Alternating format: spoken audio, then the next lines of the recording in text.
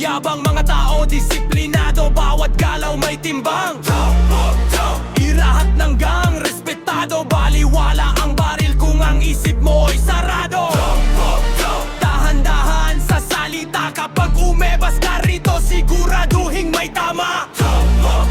Di pangalan ng puhunan, respeto ang batas sa syudad ng lansangan. Tahimik ang kalsada pero mabigat ang galaw. Hindi uso ang maingay na puro yabang lang ang baon. Iba-iba man ang kulay, may hangganan ng kilos. Kapag respeto ang dala mo, lahat ay maayos. Hindi sapat ang sigaw para ikaw ay kilalanin. Mas mahalaga ang prinsipyo kaysa takot na pilitin. Kung mahusay kang umebas, panindigan ng salita. Sa motown sinusukat ang tibay ng paninindigan.